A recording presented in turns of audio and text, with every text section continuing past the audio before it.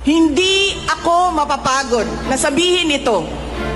We Filipinos deserve better. Tunay na kapayapaan at kaunlaran na hindi lamang para sa iilang politiko at mayayaman. Kaya sa May 12, kailangan natin maging mapagmatyag.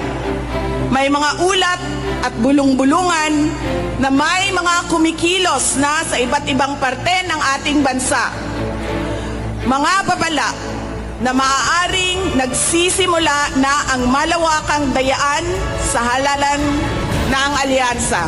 Ang binuong alyansa ay isang mapanganib na pagsasanib puwersa ng isang administrasyong walang kakayahan, mga elitistang liberal at mga tinaguriang makabayan na ang tunay na hangarin ay manatiling mahirap ang taong bayan.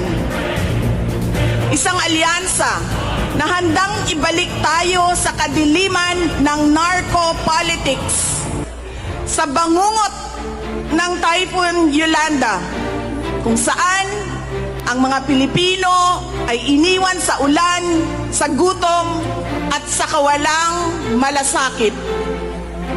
Ito ang alyansang muli nais nating alipinin gamit ang kahirapan, kasinungalingan at kapangyarihan. Bumoto tayo ng may tapang.